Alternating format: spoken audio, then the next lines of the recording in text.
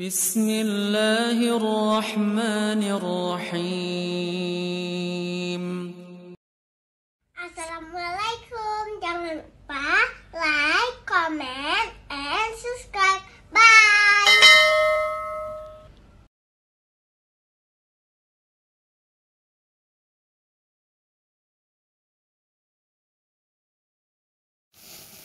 Bismillahirrahmanirrahim. Assalamualaikum warahmatullahi wabarakatuh. Alhamdulillahi rabbil alamin. Wassalatu wassalamu ala asyrafil anbiya'i wal mursalin wa ala alihi wa ashabihi ajma'in. Raditu billahi rabba wa bil islami dina wa bi Muhammadin nabiyya wa rasulah. Rabbi shrah li sadri wa yassir li amri wahlul 'uqdatam min lisani yafqahu qawli. Allahumma ij'al jam'ana hadza jam'an marhuma wa tafarruqana min ba'dihi tafarruqan ma'suma. Kaum muslimin dan muslimat sidang jamaah subuh yang dirahmati Allah. Kita lanjutkan kajian tafsir surah Al-Baqarah ayat 60. Jadi pertemuan kemarin itu awal surahnya, sekarang kita lanjutkan ayat 60. A'udzu billahi minasyaitonir rajim. Bismillahirrahmanirrahim. Qad 'alima kullu unasim mashrabahum. Kulu washrabu mir rizqillah wa la ta'thaw fil ardi mufsidin. Jadi ini ada 3 kelompok ya. Ada 3 poin. Jadi yang pertama, qad 'alima kullu unasim mashrabahum. Itu yang poin pertama. Poin kedua, kulu washrabu mir rizqillah. Poin yang ketiga, wala ta'thaw fil ardi mufsidin. Ya, coba dibaca yang poin pertama dulu. Ayat 60 ya. Dan dalam huruf ingatlah ketika Musa memohon air. Ya, ini sudah. Lanjut terus. Qad alima kullu unasin. Mereka tahu tempat minumnya.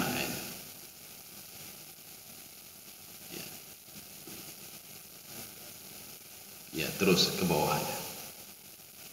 Sungguh setiap suku telah mengetahui tempat minumnya. Ya, sudah. Setiap suku sudah tahu tempat minumnya. Batunya Nabi Musa itu persegi 4, ada sebesar ini, Pak. Jadi artinya kalau dalam tafsir Ibnu Abbas beliau mengatakan dzira'un wa dzira'. Jadi lebarnya 1 dzira', kemudian panjangnya 1 dzira'. Sehingga dikatakan murabbah. Bahkan beliau mengatakan Ibnu Abbas syakluhu ruham. Jadi dia seperti keramik. Jadi petak. Jadi di sebelah satu segi itu ada 3 mata air, 3 mata air, 3 mata air, sehingga semua menjadi 12. Pertanyaannya kenapa 12? Karena umat Nabi Musa ada 12 kaum. Ya.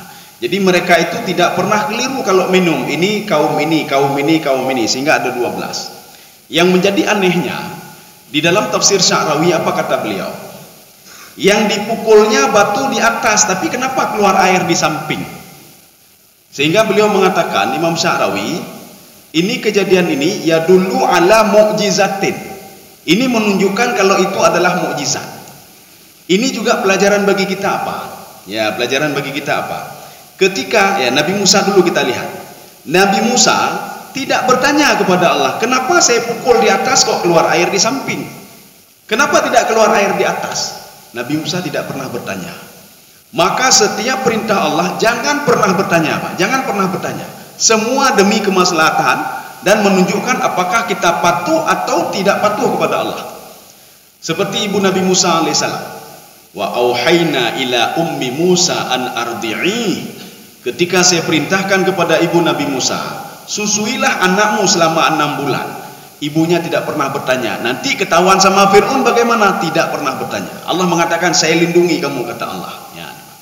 Maryam begitu juga. Ketika Maryam melahirkan Nabi Isa alaihissalam, berada di dalam satu tempat. Ketika itu di situ ada sebatang pohon korma. yang sudah ada buahnya, rutab ya Pak. Jadi kemudian ada sungai di situ. Dulu sungainya kering, sekarang sudah ada airnya. Ketika lahir Nabi Isa alaihissalam, Allah kenapa tidak mengambil kurma dan langsung memberikan kepada Maryam? Allah ingin menguji Maryam, apakah dia patuh atau tidak patuh kepada Allah. Apa perintah Allah?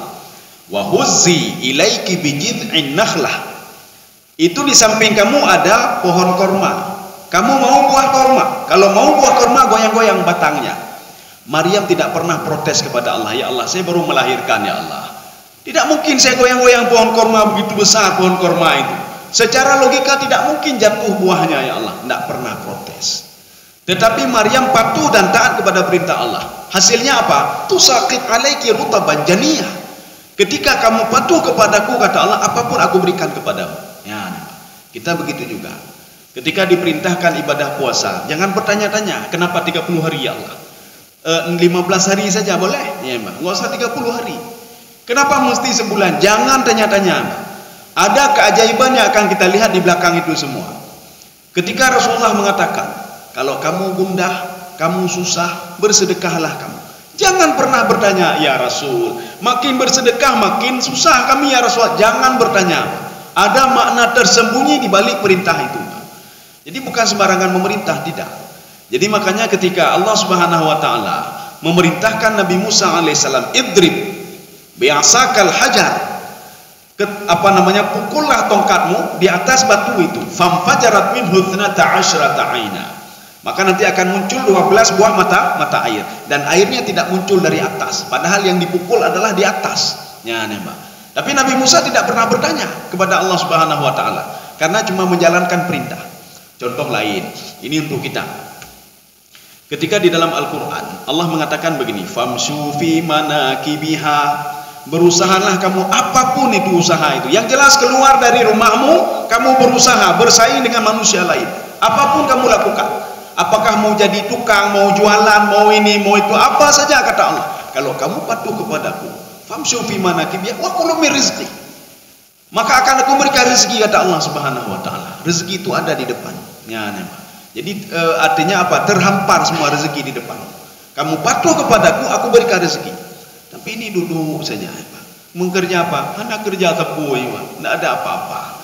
Saya tidak bisa buat ini, tidak bisa buat itu. Maka Allah mengatakan famsu fi manakibiha. Kalau kamu patuh, aku berikan apapun keinginan. Kaum muslimin sedang jemaah yang dirahmati Allah Subhanahu wa taala. Begitu pula larangan. Ketika Allah melarang sesuatu, jangan kamu makan riba. Jangan pernah bertanya, kalau saya tidak makan riba, saya nggak bisa beli mobil, nggak bisa beli ini, jangan pernah bertanya. Kenapa? Karena dengan riba itu, ini bisa merusak diri. Maka Allah Subhanahu wa taala menawarkan itu supaya diberikan yang halal yang lain, diberikan ketenangan jiwa, tapi dengan syarat tinggalkan maksiat itu. Jadi makanya jangan pernah bertanya, kenapa harus tinggalkan ini, kenapa harus begini, kenapa harus saya jaga anak, kenapa kasih pendidikan sama anak. Jangan pernah bertanya. Lakukan saja perintah Allah. Semua perintah Allah itu artinya apa? Ada efeknya, ada hasilnya. Ini kalau kamu lakukan ini, hasilnya begini. Kalau kamu tidak lakukan, maka tidak ada hasil sama sekali. Seandainya Maryam tidak mau patuh kepada Allah, ketika Allah menyuruh wahusi ilaiki bijiz'in nakhlah, di depanmu ada pohon korma, mau buah korma, goyang-goyang pohon itu. Secara logika tidak mungkin jatuh, apalagi masih rutab. Artinya masih lengket dia di situ dia. Kalau sudah tua kan, kalau kita kan jatuh. Lagi pula nggak mungkin lah pohon korma itu kita goyang-goyang. Nggak mungkin, main dah goyang nih Pak. Nggak sanggup kita goyang. Kami saja dulu waktu kuliah dulu, ya, yang kalian bak korma Pak, kan banyak pohon korma tuh di belakang masjid itu, korma hampir ratusan korma. Cok tenok ke lawan Pak, ngengkai lawan Pak. Hana reci pohon korma itu Pak, nggak jatuh juga dia. Artinya apa? Begitu kuat dia lengket di situ Pak. Apalagi kita gok-gok Pak korma Pak. Ya, jadi cok kaya menyorot hana ramlah Pak. Ini Maryam baru melahirkan. Dia disuruh oleh Allah wahusi ilaiki bijiz'in nakhlah. Tetapi apa? Dengan mukjizat Allah, semua diberikan kepada Maryam. Kalau kita patuh kepada Allah tanpa bertanya-tanya, apapun akan diberikan oleh Allah. Ini masalahnya, geyu temayang, haitin temayang. Geyu bayi deket, haitin bayi deket. Habis duit saya ya Allah. Gayu mentedekah, itu mentedekah. Disuruh tinggalkan maksiat, dia tidak mau. Tinggalkan maksiat, jaga pandanganmu, tidak mau dia. Bagaimana mau diberikan oleh Allah Subhanahu wa taala? Kita patuh saja. Akan kita lihat kemukjizatan di belakang semua itu. Nabi Musa tidak pernah protes ketika di depannya lautan. Apa kata Allah? Idrib ya'sakal bahar fanfalaka fakana kullu firqin katawdil azim. Kamu hentakkan tongkatmu di depan lautan itu. Nabi Musa tidak pernah bertanya, ya Allah, mana mungkin tongkat ini bisa membelah lautan? Tidak pernah. Nabi Musa juga tidak pernah protes ketika tongkatnya menjadi ular. Fa idza hiya hayyatun tas'a. Tidak pernah protes. Ya Allah, kenapa tongkat ini bisa menjadi ular? Karena Nabi Musa patuh kepada Allah. Lemparkan apa yang ada di sapu, dilemparkan, Mbak. Yang intinya apa? As-sam'u wa ta'ah. Kita mendengar perintah dan kita taat terhadap perintah itu. Jangan seperti Bani Israel maka dilaknat oleh Allah. As-sam'u sami'na wa asaina. Kami mendengar dan kami bermaksiat. Ya, Mbak. Sekarang kita lanjut. Qad alima kullu unasin masyrabahum. Jadi mereka itu sudah tahu semua di mana posisi minumnya. Maka dalam sebuah riwayat dikatakan itu batu itu selalu dibawa oleh Nabi Musa alaihissalam kemana pergi. Ketika kaumnya haus, dihentakkan lagi tongkatnya di atas itu, maka keluar lagi air. Ya, yang sebenarnya bukan tongkat itu yang membuat ini keluar, tetapi kepatuhan Nabi Musa kepada Allah Subhanahu wa taala sehingga membuat air itu keluar. Kaum muslimin sedang jamaah yang dirahmati Allah. Sudah, ini poin yang pertama. Sekarang poin yang kedua. Kulu washrabu mir rizqillah. Ya, coba dibaca. Makan dan minumlah rezeki yang diberikan oleh Allah. Makan dan minumlah rezeki yang diberikan oleh Allah. Ini maknanya apa? Di dalam tafsir As-Sa'di, apa kata beliau? Ini namanya rezeki bi ghairi ta'abin wasa'in. Rezeki yang tidak perlu capek-capek kita cari. Dan rezeki yang tidak perlu kita berusaha. Kita kan sudah pernah membahas, rezeki itu kan ada berapa macam. Jadi ada rezeki cuma-cuma. Tidak perlu kita rezeki madmun namanya. Rezeki madmun, rezeki yang tidak perlu kita cari, nggak perlu kita berusaha semaksimal mungkin, nggak perlu, datang sendiri rezeki itu. Namanya apa? Rezeki madmun. Apa itu? Nafas, nafas. Nggak perlu kita cari nafas. Pagi-pagi sudah diberikan nafas oleh Allah. Baru bangun tidur sudah ada nafas. Dalam aktivitas sudah ada nafas. Jantung selalu beraktivitas. Itu nikmat madmun. Nikmat madmun diberikan oleh Allah kepada semua makhluknya, kata Allah Subhanahu wa taala. Tanpa kita harus berusaha untuk mencari, Pak. Cuma manusia sendiri tidak memberikan nilai khusus untuk nikmat ini. Sang-sang ke nikmatnya, Pak. Kapan dia tahu nikmat? Kata Imam Al-Ghazali, ketika nikmat itu ditarik oleh Allah, baru dia tahu kalau itu nikmat. Dia tidak tahu kalau mata ini nikmat. Tapi ketika dia sudah buta, dia baru tahu, ya Allah, saya tidak punya mata lagi, Allah. Begitu nikmat kalau punya mata. Dulu tidak tahu dia, Pak.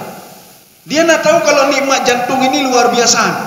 Kapan dia itu baru tahu nikmat jantung? Ketika sudah pasang ring. Ya Allah, jantung lu, ya Allah. Baru dia tahu nikmat jantung itu. Ya. Ini namanya nikmat madmun.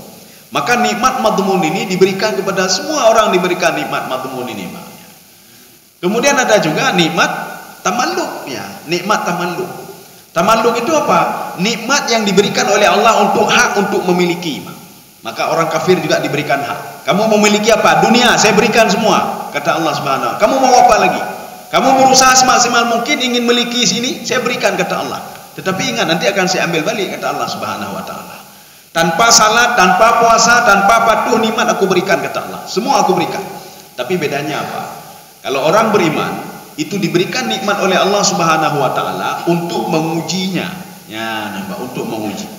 Kalau orang yang tidak salat, tidak patuh, diberikan nikmat oleh Allah untuk apa? Liyu'adzibahum biha fid dunya wa tazhaqa anfusuhum. Untuk mengazab mereka. Makanya mereka makin bertambah harta, makin kurang harta itu, makin susah dia, makin gundah dia, Pak. Terus dia mencari, terus mencari. Ya, ini penyakit namanya. Seperti yang Rasulullah katakan, alhamdulillah yang keti. Orang tidak patuh, tidak salat, dia kejar harta. Dia dapat harta belum cukup lagi, Pak. Dia cari lagi, Pak. Yang ada apa? Alhamdulillah yang keti. Jadi kegundahan yang enggak pernah putus-putusnya, kata Allah Subhanahu wa taala. Sebenarnya yang kita kejar itu, ya Pak, yang kita kejar itu adalah yang terakhir, ar-rizqul mau'ud, itu yang kita kejar.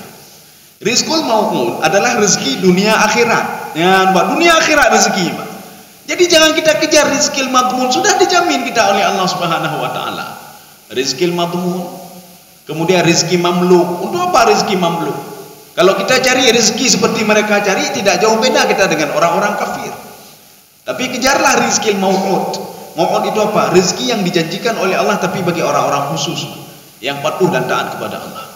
Makanya Allah menjanjikan apa? Ketenangan dunia dan ketenangan akhirat. Jadi artinya di dunia kamu tenang, di akhirat juga kamu tenang. Kamu dapat dua-dua kata Allah Subhanahu wa taala. Tapi dengan syarat kamu patuh dan taat kepadaku. Ya. Jadi makanya Allah menjanjikan kepada ibu Nabi Musa alaihissalam, kalau kamu patuh kepadaku untuk melempar Musa ke Sungai Nil, saya kembalikan dia nanti, saya jadikan dia seorang rasul dan kamu juga saya jaga. Kamu juga bahagia. Di mana bahagianya ibu Nabi Musa alaihissalam? Bisa menyusui Nabi Musa di kerajaan Fir'aun. Dan bersama anaknya juga Miriam. Ada yang mengatakan Maryam, tapi bukan Miriam. Ya. Kaum muslimin sedang jemaah yang dirahmati Allah. Ini yang dimaksudkan dengan wa kulu washrabu min rizqillah. Jadi makanlah dari rezeki Allah Subhanahu wa taala. Ini rezeki madmun namanya. Jadi rezeki ini bi ghairi ta'bin. Enggak perlu kita cari. Bani Israel enggak perlu dia mencari air, sudah ada air. Enggak perlu mereka bersusah payah, enggak perlu, sudah ada sendiri. Ya. Ini rezeki madmun namanya, yang sudah dijamin oleh Allah Subhanahu wa taala. Kita tidak perlu mencari ini, kalau begini bagaimana ini saya sudah mati sel saya, dia membelah sendiri. Dia mati kemudian hidup sendiri, dia belah sendiri sel-sel yang ada dalam tubuh manusia. Ketika selnya sudah mati, dia inikan lagi Pak, inikan lagi yang baru. Ya, Pak. Ini seperti black hole ya, black hole itu.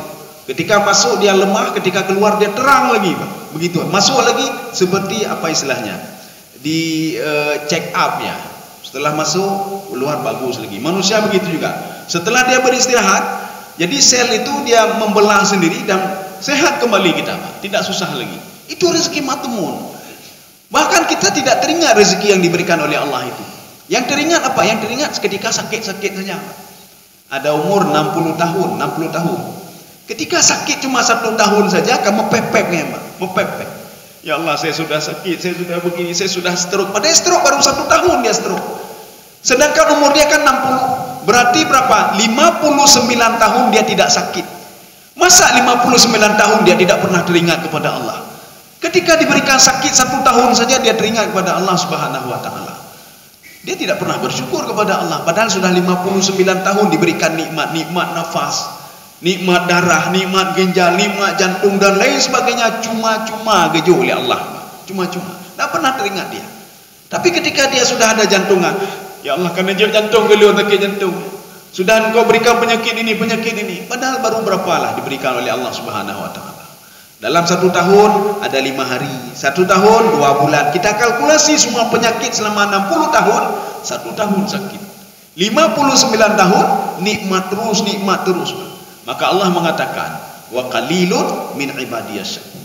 Sedikit dari hambaku yang bersyukur, yang tahu diri, kata Allah Subhanahu wa taala. Sudah, ini poin yang kedua. Poin yang ketiga, wala ta'tsaw fil ardi mufsidin. Ya, coba. Dan janganlah kamu berkeliaran di muka bumi dengan membuat kerusakan. Jangan membuat berkeliaran ya. Iya. Ya, ini ta'tsaw itu bukan berkeliaran, Pak. Di dalam bahasa Arab itu asa namanya, asa ya'tsu, ta'tsaw. Apa itu ta'tsaw? Wala ta'tsaw, jangan buat syiddatul ifsad. Ya, maksiat yang makanya di dalam terjemahan semua kalimat fasada yufsidu, kerusakan. Jangan buat kerusakan di bumi. Ketika ditanya apa kerusakan itu, pohon kayu, buat ini, buat itu, kerusakan ya, Pak. Bukan itu kerusakan yang dimaksudkan di dalam Al-Quran. Ibnu Abbas mengatakan, dan banyak pendapat yang lain termasuk Imam At-Tabari, Pak. Kalimat-kalimat dalam Al-Quran, wala tufsidu fil ardi, jangan buat kerusakan. Makna kerusakan apa? Jangan buat maksiat. Ya, Pak. Jangan buat maksiat. Kita lihat banjir-banjir selama ini. Mereka selalu menyalahkan apa?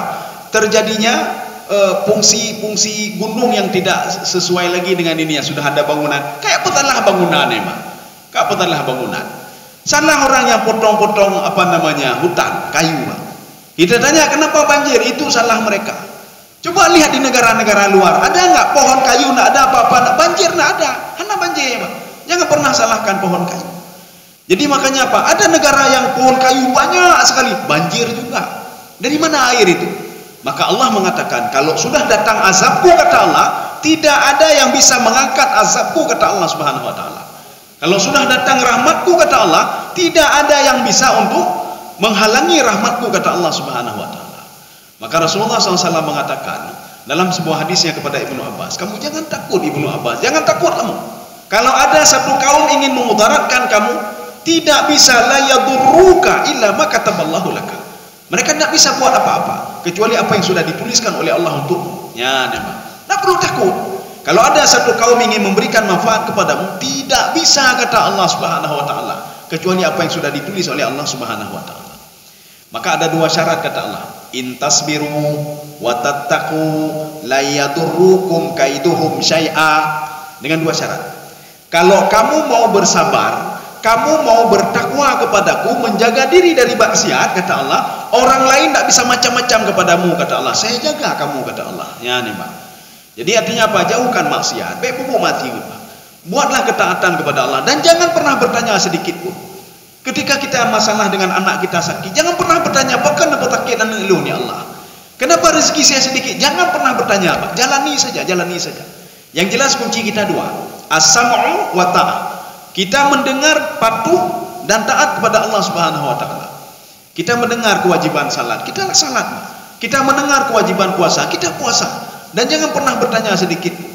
Kalimat wala ta'thau ini maknanya apa? La ta'mal syiddatu maksiyah. Jangan buat maksiat yang lebih dahsyat. Sehingga apa? Mengundang azabku yang lebih dahsyat juga, kata Allah Subhanahu wa taala. Ini makna ta'thau. Jadi ta'thau itu maknanya syiddatu syiddatul fasad, syiddatu ifsad. Ifsad yang dimaksud adalah maksiat. Wala tufsidu fil ardi, maknanya jangan kamu itu membuat maksiat di bumi ini. Kalau kamu buat, akan aku turunkan bencana, kata Allah.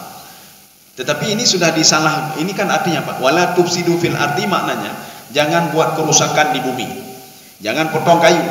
Jangan potong ini, jangan buat ini, jangan buat itu. Ya, banyak negara yang potong-potong kayu, nggak ada hujan, nggak ada banjir, nggak ada banjir, Pak. Jadi makanya ifsad di sini adalah maksiat. Ta'thau, maksiat yang sangat dahsyat, kata Allah Subhanahu wa taala. Terima kasih.